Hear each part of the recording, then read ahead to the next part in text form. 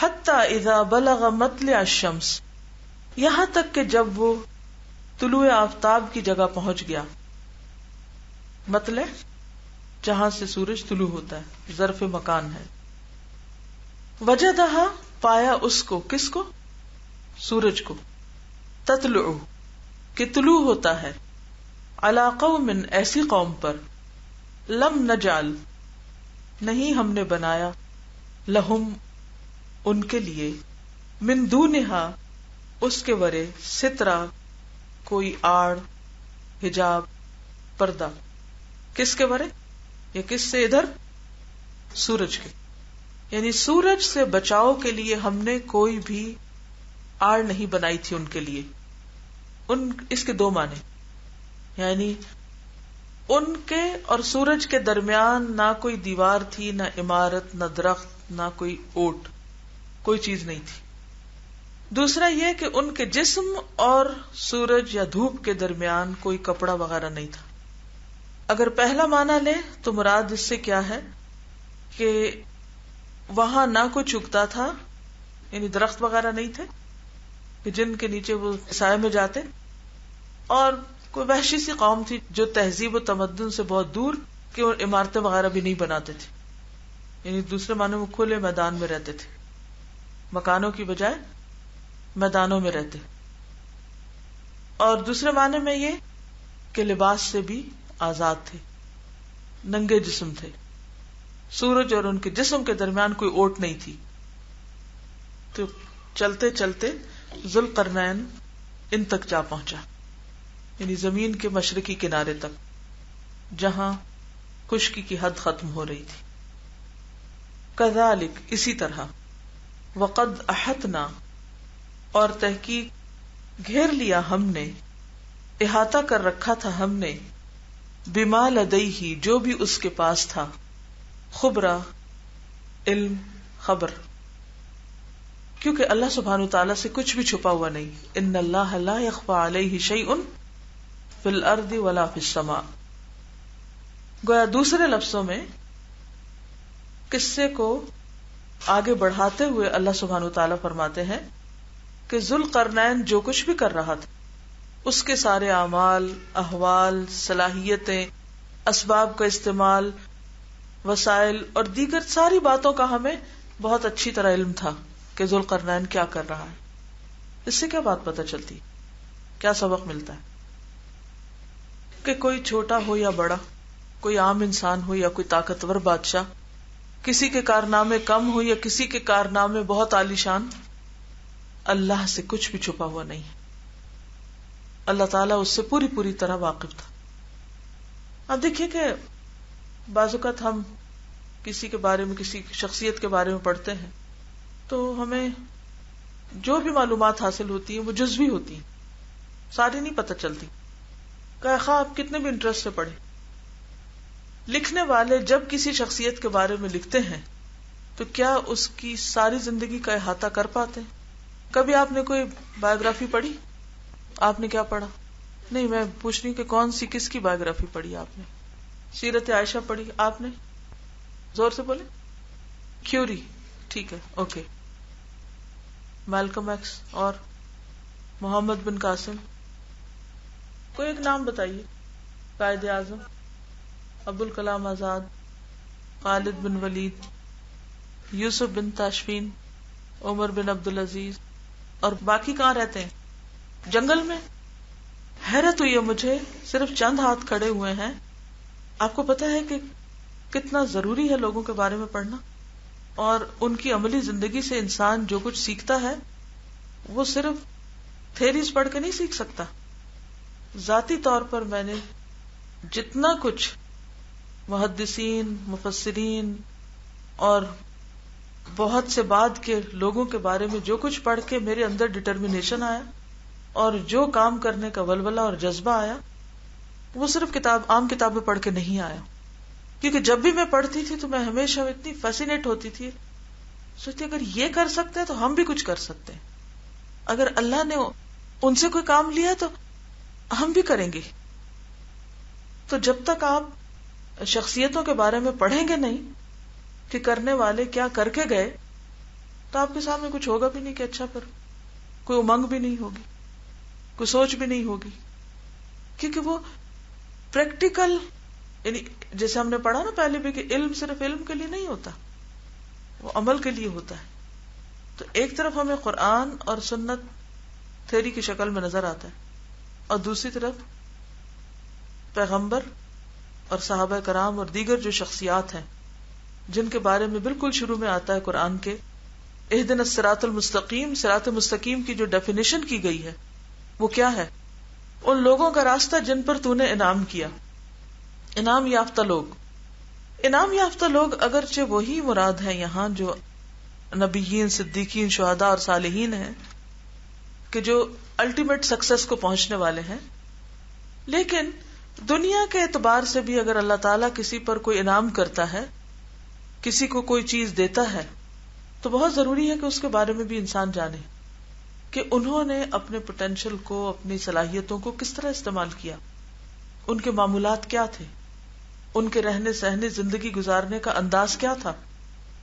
موسیٰ علیہ السلام کو کیا اللہ تعالیٰ وہ باتیں خود نہیں بتا سکتے تھے جو ان کو بھیجا جاؤ خضر کے پاس جا کے پوچھ کے آؤ، وہاں سے سیکھ کے آؤ، تجربے سے؟ اسے کیوں پریکٹیکل سے گزارا کہ عملی رخ دیکھو جا کے؟ بہت سے لوگ جب قرآن پڑھتے ہیں نا، بڑی بڑی باتیں پڑھتے ہیں اور پھر اس کے بعد جب عمل کا وقت آتا ہے تو بالکل ٹھوس ہو جاتے ہیں، کچھ نہیں کر پاتے، کیونکہ انہوں نے ایک عجیب و غریب قسم کی خیالی دنیا بنا رکھی ہوتی ہے، اور جو ہی کوئی پہلا انٹریکشن ہوتا ہے عملی حقیقی زندگی سے تو وہ سارے آئینے چکنا چور ہو جاتے ہیں اور پھر مایوس لوٹتے ہیں اور کچھ بھی نہیں کرتے کہ ہم نے تو یہ سوچا تھا اور ہم تو یہ سمجھتے تھے. اس کے برعکس آپ دیکھیے کہ صحابہ کرام جو جیتے جاگتے انسان ہیں، تو قرآن کو آپ سمجھ ہی نہیں سکتے جب تک کہ ان کی عملی زندگیاں آپ نہ پڑھیں کہ اس قرآن اور اس سنت کو انہوں نے کس طرح سمجھا اور کس طرح لیا اور پھر کیا کیا، اس کی پریکٹیکل ڈیمونسٹریشن کس طرح ہوئی. تو بے حد ضروری ہے کہ آپ صحابہ کے بارے میں پڑھیں اور دیگر شخصیات کے بارے میں پڑھیں. اور آپ دیکھیے کہ جتنی بھی کتابیں ہیں ان میں سب سے زیادہ آسان کہانیاں پڑھنا ہوتا ہے. شخصیات کے بارے میں پڑھنا سب سے آسان ہے، کیونکہ ایک کہانی ہوتی ہے نا، تجسس رہتا ہے، انسان کو پڑھتا جاتا ہے. اگر آپ اسلامی تاریخ کو ویسے پڑھنے میں بور ہوتے ہو تو آپ ایسے ناول پڑھ سکتے ہیں کہ جو تاریخی شخصیات کے اوپر مبنی، تو اس سے ایک دم آپ کو پوری تاریخ پتہ چل جائے گی. بچوں کو چھوٹی چھوٹی کہانیاں اسی طرح کی بتا سکتے ہیں، پڑھا سکتے ہیں. تو اگر لوگوں کو انسان بنانا نا تو صرف میتھمیٹکس اور کیمسٹری اور فزکس ہی نہ پڑھاتے رہے، ان کو انسانوں کے بارے میں بھی کچھ پڑھائیں تاکہ وہ انسان بن سکے. خود قرآن مجید میں کتنے قصے آتے ہیں. اب یہ بھی تو ہو سکتا تھا کہ نبی صلی اللہ علیہ وسلم کے پاس آ کے جب یہ سوال کیے گئے اور آپ نے یہ سوال اللہ سبحانہ وتعالیٰ سے کی کہ مجھے بتایا جائے تاکہ میں ان کا جواب دوں، تو اللہ تعالیٰ یہ بھی کہہ سکتے تھے ان سے جاؤ، ان سے کہہ دو فضول سوال مت کرو. ان سوالوں کو کیٹر کیا گیا اور پورا واقعہ بتایا گیا کہ خضر نے موسیٰ علیہ السلام کو کس طرح سکھایا، ذوالقرنین نے کیا کیا کیا، کیونکہ اس کے ذریعے ہم سب کو بھی سکھانا مقصود تھا. حضرت یوسف علیہ السلام کا پورا واقعہ اتنی ڈیٹیل سے کیوں سکھایا، کیوں بتایا، کیوں اتارا؟ تبھی میں سوچتی ہوں دماغ سوئے ہوئے کیوں ہے؟ کوئی امنگ کیوں نہیں زندگی کی، کوئی تڑپ کیوں نہیں زندگی میں؟ اسی وجہ سے نہ کسی کو کام کرتے دیکھا، آس پاس بھی کوئی رول ماڈل نہیں ہے کہ جہاں سے انسان دیکھے کہ کام کیسے کیا جاتا ہے. نہ گھروں میں ہے، نہ اور قوم میں ہے، کہیں ہیں بھی تو جن کو ہیرو بنایا قوم نے ان کے طریقے ہی کچھ اور ہے. تو جب تک آپ ایسے لوگوں کے بارے میں پڑھیں گے نہیں، انعمت علیہم کے بارے میں، آپ کے اندر کچھ کرنے کی تڑپ نہیں آ سکتی. تو کیا پڑھیں گے؟ صحابہ کرام کے درخشاں پہلو، تابعین کے درخشاں پہلو. امام شافعی کے علمی سفر جو کتاب ہے وہ بھی بہت زبردست ہے. وہ لوگ چونکہ عمل والے تھے اور ان کے عمل ہی اس میں لکھے ہوئے ایسی کتابوں میں، تو اس سے بہت انسپریشن ملتی. اپنی ہیبٹ بنا لیں کہ کچھ نہ کچھ ایسا پڑھتے رہیں. اور بلیو می، کوئی کتاب ایسی آپ اپنے ساتھ رکھیں، ہو سکتا ہی نہیں کہ آپ اس کو ختم کیے بغیر چھوڑیں. پھر جب اس کو، میرے ساتھ تو یہی ہوتا ہے کہ پھر سفر میں، حضر میں، کہیں بھی موقع ملے تو دھیان ادھر ہی لگا رہتا ہے کہ اس کو پورا کر لیں. نسیم حجازی کے ناولز بھی، خرم مراد کی بایوگرافی، سیرت پہ بہت سی کتابیں، اب آپ سب پہ لازم ہے کوئی نہ کوئی جا کے بایوگرافی اٹھائیں، جو مل جاتا ہے، صحابیات کی پڑھیں، صحابہ کی پڑھیں، جو کچھ بھی میسر ہے، اور پھر اس میں سے ہر شخصیت میں سے کچھ نہ کچھ ایسی باتیں اپنے اندر لانے کی کوشش کریں کہ جس سے آپ بھی کچھ کر سکیں. اصل میں بات یہ ہے کہ ہر بندے کے پاس سیل ہے، یا وہ باتیں کر رہا ہے یا پھر وہ ٹیکسٹ کر رہا ہے. پڑھنے کا وقت کہاں ہے کسی کے پاس؟ دھیان تو اس میں لگا ہوا ہے نا. یعنی آلٹرنیٹ اتنے اٹریکشنز ایسی آ گئی ہیں کہ جس نے پڑھنے لکھنے کا کلچر ختم کر دیا ہے. حالانکہ ہم چاہتے تو آپ فون کے اندر کتابیں اتار کے، اگر آپ کو فون پر ہی پڑھنے کا شوق ہے تو اس پہ بھی پڑھ سکتے ہیں، وہاں سے بھی ریڈنگ کر سکتے ہیں. جی آئی پاڈ میں پوری بکس ڈاؤن لوڈ کر سکتے ہیں، اور اگر آپ پوری کتاب ویسے بھاری نہیں اٹھا سکتے تو آپ اس کو بھی استعمال کر کے پڑھ سکتے ہیں. لیکن جب تک پڑھیں گے نہیں ذہن کھلے گا نہیں. جب تک ذہن کھلے گا نہیں اس وقت تک آپ کوئی تبدیلی نہیں آ سکتی. آپ دیکھیں کہ آپ سب مستقبل کی مائیں ہیں، بچوں کے اندر ہزاروں سوال ہوتے ہیں، اور اگر ہر ماں ہر سوال کے جواب میں بچے کو چپ کرا رہی ہے کیونکہ اسے خود پتہ ہی نہیں ہے کسی چیز کا، تو وہ کیا تربیت کر رہی؟ یہ آپ کے اوپر ذمہ داری عائد ہوتی ہے. تو بات میں یہ کر رہی تھی کہ ہم جب کسی دنیا کی شخصیت کے بارے میں پڑھتے ہیں، آپ کیا مثال دوں اس کا، تو کچھ شکر ہے پوچھ بیٹھی، ورنہ تو میں ایسے ہی مثال دے کے گزر جاتی. اگر کسی شخصیت کے بارے میں کچھ لکھا بھی جائے اور کچھ پڑھا بھی جائے تو وہ ادھورا ہوتا ہے، اس کی زندگی کے پورے پہلوؤں کا احاطہ نہیں کرتا، اور بہت سی انفارمیشن اس میں بعض اوقات صحیح بھی نہیں ہوتی. مثلا خاص طور پر سینٹس کے قصے اگر آپ پڑھیں تو بہت ساری مبالغہ رہی بھی آپ کو ملے گی. اس کا یہ مطلب نہیں جو کتاب ہم پڑھیں اس کو 100% قرآن کی طرح سچ سمجھ کے پڑھیں. کریٹیکل انالیسس بھی ہونا چاہیے، کریٹیکل نظر ہونی چاہیے کہ جو لکھا ہے اس میں حقیقت کیا ہے، کیونکہ جو کنٹراڈکشن ہوتی ہے وہ وہی نظر آنے لگتی ہے، کیونکہ ایک بات دوسری کو کنٹراڈکٹ کر رہی ہوتی ہے. تو اللہ تعالیٰ فرماتے ہیں کہ کذالک، ان لوگوں نے آپ سے سوال کیا، یہ سمجھتے ہیں کہ ہمیں نہیں پتا، ہم بتا نہیں سکیں گے. وقد احطنا بما لدیہ خبرا، جو کچھ ذوالقرنین کر رہا تھا، جو کچھ ذوالقرنین کے پاس تھا، جو ساز و سامان، آلات، اسباب، وسائل، ملک، اقتدار، وہ سب ہمیں پتا تھا، ہم اس کا احاطہ کیے ہوئے تھے، وہ ہماری نظر میں تھا. اس سے یہ بھی پتا چلتا ہے کہ دنیا میں خواہ کوئی سپر پاور ہو، کوئی شخصیت ہو، سب اللہ کی نگاہ میں، اللہ ان کے بارے میں ایک ایک پل کی خبر رکھتا ہے کہ وہ کر کیا رہے ہیں، اور ان میں سے کوئی اللہ کے اقتدار کو چیلنج نہیں کر سکتا.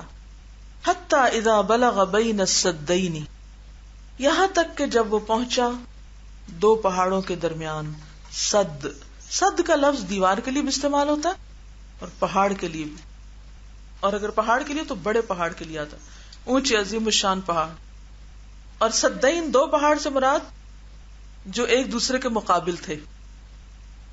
وجد من دونہما قوما، پایا ان سے پرے ایک قوم کو، یعنی دو پہاڑوں کے بیچ میں ایک کھائی سی تھی، کچھ لوگ وہاں رہتے تھے، یا کہہ لیجئے وادی. لا یکادون یفقہون قولا، جو کوئی بات سمجھ کر نہ دیتے تھے، انہیں کوئی بات سمجھ نہ آتی تھی. یعنی ذوالقرنین کو ان کی لینگویج نہیں آتی تھی، ذوالقرنین ان کی اور وہ ذوالقرنین کی بات نہیں سمجھتے تھے. قالو، اس کے باوجود انہوں نے اپنی بات کنوے کر لی. یہ بھی بڑی انٹرسٹنگ بات ہے. اوپر کہا جا رہا ہے کہ وہ کوئی بات سمجھتے نہیں تھے، لیکن انہوں نے اپنا مسئلہ ذوالقرنین کے آگے بیان کر لیا. اس سے یہ پتہ چلتا ہے کہ جو شخص ڈیسپریٹ ہو، کسی مسئلے میں گھرا ہوا ہو، چاہے اس کو زبان نہ بھی آتی ہو تب بھی وہ اپنی بات کنوے کر لیتا ہے. تو جس شخص کے اندر دعویٰ کی تڑپ ہو، چاہے اسے زبان نہ بھی آتی ہو تو بھی وہ میسج کنوے کر لے گا. یہ جو اندر کی برننگ ہوتی ہے نا، ایک پیشن ہوتا ہے اور ایک جذبہ ہوتا ہے کسی بھی کام کے کرنے کا، وہ سارے ہر طرح کی رکاوٹوں سے بالا ہوتا ہے، وہ ہر چیز کو کانکر کر جاتا ہے. قالو، کہنے لگے، یا ذوالقرنین، اے ذوالقرنین، اس کے لقب سے ہی پکارا. انہیں کیسے پتا چلا ہوگا نام؟ سنا ہوگا نا، اس کے ساتھی ذوالقرنین کے اس کو جس نام سے پکار رہے ہوں گے. ان یأجوج و مأجوج مفسدون فی الارض، بے شک یاجوج اور ماجوج زمین میں فساد کرتے ہیں. یاجوج اور ماجوج دو قبیلوں کا نام ہے. بخاری کی روایت ہے، نبی صلی اللہ علیہ وسلم نے فرمایا تم میں دو امتیں ایسی ہیں، دو امتیں ہیں، دو قبیلے ہیں الگ الگ، یاجوج الگ ماجوج الگ. تم میں دو امتیں ایسی ہیں کہ جس چیز سے بھی مقابلہ کیا جائے تو ان کی تعداد زیادہ ہے، اور وہ ہے یاجوج و ماجوج. ان یاجوج و ماجوج مفسدون فی الارض فہل تو کیا نجعل لک خرجا، ہم بنائیں یا اکٹھا کریں آپ کے لیے کچھ خراج. خرجن خرچے کا انتظام، بہت زیادہ اجرت لفظی معنی اس کے. علی ان تجعل، اس شرط پر کہ تو بنا دے، بیننا و بینہما، ہمارے اور ان کے درمیان، سدا ایک دیوار، رکاوٹ، اوٹ. کہ کیا یہ ممکن ہے کہ ہم آپ کو اگر بہت سا مال اکٹھا کر دیں، آپ ہمیں یہاں ایک دیوار بنا دیں؟ کیونکہ اس نے دیکھا کہ بادشاہ اور اس کے جو 7 اسباب ہیں وہ زبردست ہیں، لیٹسٹ ٹیکنالوجی ہے، وہ تو بہت کچھ کر سکتا ہے. قال، ذوالقرنین نے کہا، اب اس کے اس قول سے بھی اس کی شخصیت پتہ چلتی ہے. ما مکنی فیہ ربی، جو اقتدار دیا ہے مجھے اس میں میرے رب نے، یعنی زمین پر اللہ نے جو مجھے مال و دولت اختیار اسباب دیے ہیں، خیرن بہتر ہیں. کس سے؟ اس سے جو تمہیں ملا ہے. تمہارے مال سے میرے پاس بہت زیادہ ہے. ہاں تمہیں مجھ سے کیا چاہیے؟ فَأَعِینُونِی، تم مدد کرو میری، بِقُوَّةٍ، قوت کے ساتھ، قوت بازو اور آلات تعمیر سے مدد کرو. اجعل بینکم، بنا دوں گا تمہارے درمیان، و بینہم، اور ان کے یعنی یاجوج اور ماجوج کے درمیان، ردما، ایک موٹی دیوار. یعنی میری شرط کیا ہے کہ مجھے تمہارا مال نہیں چاہیے، مین پاور چاہیے، تعمیراتی سامان چاہیے، رجال کار چاہیے، بدنی محنت مشقت چاہیے. تو میں تمہیں ایک مضبوط قسم کا بند بنا دوں گا. جو بند ہوتا ہے نا، بند باندھنا، سد کا لفظ استعمال ہوتا ہے. کوئی مشہور سد یا ڈیم پتہ ہے آپ کو؟ سد معروف، قرآن میں اس کا ذکر آتا ہے، ڈیم کے معنوں میں آتا ہے. حضرت سلیمان علیہ السلام نے بھی یہی کہا تھا نا، کس کو؟ قوم سبا کو. اتمدوننی بمال، کیا تم مجھے مال سے مدد دیتے ہو؟ فما آتانی اللہ خیرا مما آتاکم، اللہ نے جو کچھ مجھے دیا وہ تم سے زیادہ بہتر ہے. تو اس سے یہ پتہ چلتا ہے کہ اقتدار کے باوجود ذوالقرنین اللہ پر ایمان رکھتا تھا، اور ایک زبردست بادشاہ. کیونکہ عام طور پر یہ خیال پایا جاتا ہے کہ جو لوگ دین پر ہوں وہ ان کے پاس کوئی دنیاوی طاقت نہیں ہوتی، نہ کوئی علم ہوتا ہے، نہ سمجھ ہوتی ہے، نہ. یہی تو ہمارے زوال کا سبب ہے کہ ہم نے دین اور دنیا کو الگ الگ کر دیا. دنیا ان کے سپرد کر دی جن کے پاس دین نہیں، اور دین انہوں نے رکھ لیا جن کے پاس کوئی دنیا کی سمجھ نہیں. لیکن یہاں آپ دیکھ رہے ہیں کہ دنیاوی طاقت بھی ہے اور اس کے ساتھ اللہ پر ایمان اور بھروسہ بھی ہے. اور ایک اور بات یہ پتہ چلتی ہے کہ ذوالقرنین کی یہ فتوحات مال اکٹھا کرنے کے لیے نہیں تھی. اسے لوگوں کے مال سے کوئی دلچسپی نہیں تھی. کس سے دلچسپی تھی؟ ابھی تک جو پڑھا آپ نے، ان کی خدمت سے، ان کی اصلاح سے، اور فساد دور کرنے سے، عدل قائم کرنے سے. یہی فرق ہوتا ہے ایک مومن بادشاہ اور اقتدار میں اور غیر مومن. آتونی زبر الحدید، دو مجھے لوہے کے ٹکڑے. زبر، زبرت ان کی جمع، لوہے کا ٹکڑا. اینٹیں، آپ یہ کہہ سکتے ہیں لوہے کی اینٹیں لاؤ. آتونی زبر الحدید، دو مجھے لوہے کے بڑے بڑے ٹکڑے، لوہے کی اینٹیں. حتی، یہاں تک کہ اذا ساوا بین الصدفین، جب اس نے برابر کر دیا دو پہاڑوں کے درمیان کی جگہ کو، یعنی وہ اینٹیں کھڑی کر کے دیوار بنا دی لوہے کی. تب لوہا تو زنگ سے کھایا جاتا ہے اگر اس میں پانی پڑ جائے. قال انفخوا، کہا آگ تیز جلاؤ، گرم کرو. لوہے کو گرم کرنا شروع کر دیا. حتی اذا جعلہ نارا، کتنا گرم کیا؟ یہاں تک کہ جب اس کو آگ کر دیا. یعنی لوہے کی اینٹوں کو جلا جلا کے لال کر دیا. تو لوہا جب لال ہو جاتا ہے تو پھر کیا ہوتا ہے؟ نرم ہوتا ہے اور وہ اینٹیں آپس میں جڑنے لگ گئی ہوگی. قال آتونی، کہا لاؤ میرے پاس، افرغ میں انڈیل دوں، علیہ اس پر، کس پر؟ اس دیوار پر، قطرہ پگھلا ہوا تانبا.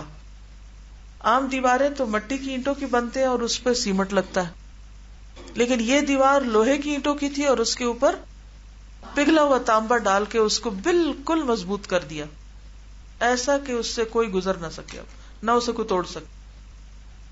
فَمَسْتَعُوا أَن يَظْهَرُوهُ، تو نہ ان میں استطاعت تھی کہ وہ اس پہ چڑھتے. کن میں؟ یاجوج ماجوج میں. وَمَا اسْتَطَاعُوا لَهُ نَقْبًا، اور نہ وہ استطاعت رکھتے تھے اس کو نقب لگانے کی، اس میں سوراخ کرنے کی. اب استاؤ اور استطاعوا دونوں میں فرق ہے. استاؤ خفیف ہے، استطاعوا ثقیل ہے. استاؤ چڑھنے کے لیے ہے اور استطاعوا نقب لگانے کے لیے. کون سا مشکل ہے کام؟ لوہے کی دیوار میں نقب لگانا، سوراخ کرنا آسان مشکل ہے یا اوپر چڑھنا؟ نقب لگانا، سوراخ لگا کرنا. تو اس لیے جو ہلکا کام تھا اس کے لیے ہلکا فعل، اور جو مشکل کام تھا اس کے لیے مشکل. پیچھے بھی ایسی ایک مثال گزری ہے قصہ خضر میں. وہ کون سی؟ جی ہاں، تستطع اور تستع. ذرا غور کیجئے فرق کیوں ہے. تستع کس کے ساتھ آیا اور تستطع کس کے ساتھ آیا؟ وہاں بھی کام کم اور زیادہ، ہلکا اور بھاری، اسی کا فرق ہے. یہ بھی غور کرنے کی چیزیں قرآن میں. یعنی اس وقت خفیف بات کی اور پہلے اسٹرانگ بات کی. تو چونکہ یہ خفیف کام کے لیے خفیف فعل اور ثقیل کام کے لیے ثقیل، شدید کام کے لیے شدید. فَمَسْتَعُوا أَن يَظْهَرُوهُ وَمَا اسْتَطَاعُوا لَهُ نَقْبًا. اب آپ دیکھیے کہ لوہے کو کاٹنے کے لیے بھی ٹیکنالوجی چاہیے. اینٹیں ایسے تھوڑی بنائیں گے. پہاڑ سے کوئی ایسا لوہا نکلتا ہے جس کی جو بنی بنائی اینٹیں وہاں سے نکل آئیں؟ انہوں نے بتایا ہوگا کہ اس طرح کی اینٹیں بنا کے لاؤ، انہیں کام پہ لگایا. پھر اسی طرح تانبا کتنا ہوگا، کتنی بڑی دیوار، اس کے لیے کتنا تانبا، اور اس کو کس طرح، یہ سارا کچھ کیا ہے، کس سے متعلق ہے؟ ٹیکنالوجی سے متعلق. اگر یہ علوم نہ پڑھے جائیں تو یہ کام آپ نہیں کر سکتے. اللہ سبحانہ تعالیٰ نے حضرت داؤد علیہ السلام کے لیے بھی تانبے کا چشمہ بہایا تھا. وَأَصَلْنَا لَهُ عَيْنَ الْقِطْرِ، سورۃ سبا میں آتا ہے. تو اینی ویز پیچھے ہم پڑھ چکے ہیں کہ 2 بڑے بڑے پہاڑ تھے جن کے بیچ میں خلا تھا، جس میں سے یاجوج ماجوج اس کے پار سے آتے تھے اور آ کے اس قوم اور آگے کی قوموں پہ تباہی اور غارت گری کرتے. تو اس قوم کے لوگوں نے ذوالقرنین کی صلاحیت اور قوت کو دیکھتے ہوئے اس سے مدد طلب کی اور کہا کہ یہ رکھنا جو بند کر دیا جائے، یہاں پر دیوار بنا دی جائے. تو ذوالقرنین نے ان کے ساتھ تعاون کیا اور اللہ کے دیے ہوئے علم، اسباب، سبب، قوت، ان ساری چیزوں کے ذریعے انہوں نے وہاں دیوار بنا دی. بعض اوقات ایسا ہوتا ہے نا کہ باہر کی قومیں آ کر اس ملک میں کہیں زیادہ ترقی کر جاتی ہیں جو وہاں کے لوکلز نہیں کر پاتے. مثلا اس وقت کی اسلامی دنیا میں آپ دیکھیں کہ جو بظاہر جتنی بھی تعمیر نظر آتی ہے وہ دراصل وہاں کے لوکلز کی نہیں ہے، باہر سے آنے والوں نے کی ہے. اور اپنی بھی کوئی مثال دے دینا. چشمہ پلانٹ کس کی مدد سے بن رہا ہے؟ چائنا کی مدد سے. اچھا، اور موٹر وے کس نے بنائی؟ فیصل مسجد کس نے بنائی؟ شاہ فیصل نے تو پیسے دیے تھے، ٹرکش نے. ہم تو ادھر سڑک بناتے ہیں اور ادھر پھر برباد ہو جاتی. لیکن ذوالقرنین نے جو دیوار بنائی، فَمَسْتَعُوا أَن يَظْهَرُوهُ وَمَا اسْتَطَاعُوا لَهُ نَقْبًا. تو یہ کام کس کو کرنا چاہیے؟ ذوالقرنین کون تھا؟ مسلمان تھا. اس نے ان کا ہیومن ریسورس استعمال کیا اور ان کو بھی کام پہ لگایا، خود بھی کیا اور اس کو بھی کیا، اور کہا آتونی افرغ علیہ قطرہ، مجھے تو میں ڈالوں گا. آئرن اور کاپر جو ہے وہ الگ الگ اتنا اسٹرانگ نہیں ہوتا، لیکن جب دونوں کو ملایا جاتا ہے تو کیا بن جاتا ہے؟ الائن. یہ نہیں کہا کہ اچھا تم ہی ڈال لو، میں ڈالوں گا. خود آگے لگا، خود کام میں شریک ہوا. قال هذا رحمت من ربی، جب سب کچھ بن گیا تو کہا یہ میرے رب کی رحمت. یہ فرق ہوتا ہے ایک مومن میں اور غیر مومن میں. غیر مومن خود کو کریڈٹ دیتا ہے، یہ میں نے کیا، یہ میرا کارنامہ ہے. اور مومن کیا کہتا ہے؟ ھذا رحمت من ربی. فاذا جاء وعد ربی، پھر جب آ جائے گا میرے رب کا وعدہ، جعلہ دکا، کر دے گا اس کو ہموار، ریزہ ریزہ، ڈھا کر ہموار کر دے گا. دکا کا لفظ ناقۃ دکا سے ہے. ناقہ کہتے ہیں اونٹنی کو، اور دکا، ناقۃ دکا ایسی اونٹنی جس کی پشت ہموار ہو، پیٹھ ہموار ہو، اور اس کی کوہان نہ ہو، اونچ نیچ نہ ہو. قرآن پاک میں سورۃ الاعراف میں بھی آتا ہے یہ لفظ دکا کا. فلما تجلی ربہ للجبل جعلہ دکا، جب اس کے رب نے اس پر جلوہ ڈالا، تجلی کی پہاڑ پر، تو کیا ہوا؟ برابر ہو گیا. تو دک کا مطلب ہوتا ہے کوٹنا، اور کوٹ کے ہموار کر دینا، برابر کر دینا، اونچ نیچ درست کر دینا. جب مقرر وقت آئے گا تو یہ دیوار ٹوٹ جائے گی اور گر پڑے گی. وَكَانَ وَعْدُ رَبِّي حَقًّا، اور ہے میرے رب کا وعدہ سچا. اس سے یہ پتہ چلتا ہے کہ وہ آخرت کو مانتا تھا، اور آخرت سے پہلے، قیامت سے پہلے جو پیش آنے والی نشانیاں ہیں ان کا بھی اس کو پتا تھا. اینڈ ٹائمز میں کیا ہونے والا ہے اس کے بارے میں بھی اس کو علم تھا. اسی لیے تو کہا کہ جب میرے رب کا وعدے کا وقت آئے گا تو یہ سب کچھ برابر ہو جائے گا.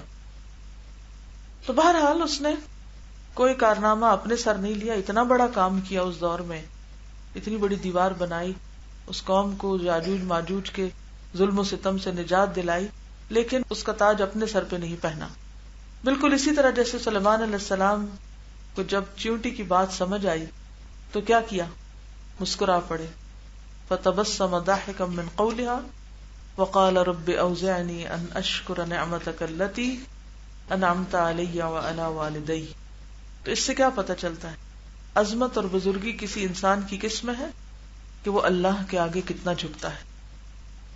بہرحال یہ جو وعدے کا وقت ہے اس سے مراد قیامت کے قریب یاجوج ماجوج کا ظہور. ایک حدیث میں نبی صلی اللہ علیہ وسلم نے اس دیوار میں تھوڑے سے سوراخ کو فتنے کے قریب ہونے سے تعبیر فرمایا. بخاری کی روایت ہے. فرمایا ویل للعرب من شر قد اقترب، عربوں کے لیے تباہی اس شر سے جو قریب آ گیا. فتح اليوم، آج کھول دیا گیا، من ردم یاجوج و ماجوج، یاجوج اور ماجوج کی دیوار میں سے، مثل ہذہ، اس کی مانند، وحلق باصبعہ الابہام والتی تلیہا، اور آپ نے اپنے انگوٹھے اور اس کی بیچ میں یوں گول دائرہ بنا کے دکھا کہ اتنا سا سوراخ کر لیا یاجوج ماجوج نے. ایک اور حدیث میں آتا ہے کہ وہ ہر روز اس دیوار کو کھودتے ہیں. کون؟ یاجوج ماجوج. اور کل کے لیے چھوڑ دیتے ہیں کہ اچھا باقی کام کل کریں گے، لیکن کل وہ پھر وہیں سے شروع ہوتے ہیں. جب اللہ کی مشیت ان کے خروج کی ہوگی تو پھر وہ کہیں گے انشاءاللہ کل اس کو کھودیں گے، اور پھر دوسرے دن وہ اس سے نکلنے میں کامیاب ہو جائیں گے. جب نکلیں گے تو کیا ہوگا؟ زمین میں فساد پھیلائیں گے، حتیٰ کہ لوگ قلعہ بند ہو جائیں گے، یا آسمانوں پہ تیر پھینکیں گے جو خون آلود ہو کر لوٹیں گے. بالآخر اللہ تعالیٰ ان کی گدھیوں پر ایسا کیڑا پیدا فرما دے گا جس سے ان کی ہلاکت واقع ہوگی. اور یہ حضرت عیسیٰ علیہ السلام کی موجودگی میں آئیں گے. اس وقت ہوگا یہ دجال کے بعد. دجال، عیسیٰ علیہ السلام اور یاجوج ماجوج. اور جب ایسا ہوگا تو پھر اس کے بعد قیامت قریب آ جائے گی. اور ذوالقرنین کو قیامت کی آمد پر پورا پورا یقین تھا. وَكَانَ وَعْدُ رَبِّي حَقًّا. یاجوج ماجوج کے بارے میں اور بھی تفصیلات ہیں. میں چاہوں گی کہ علامات قیامت سے یا حدیث کی کتابوں سے یاجوج ماجوج کے بارے میں مزید پڑھیے. آپ میں سے کسی اور کو کچھ زبانی یاد ہے یاجوج ماجوج کے بارے میں کہ ان کی موت جب ہوگی تو زمین پہ حال کیا ہوگا؟ ہر جگہ لاشیں ہی لاشیں ہوں گی، کیونکہ بہت کثرت سے ہوں گے. تو وہ آ کے کیا کریں گے؟ دریاؤں کا پانی پی جائیں گے.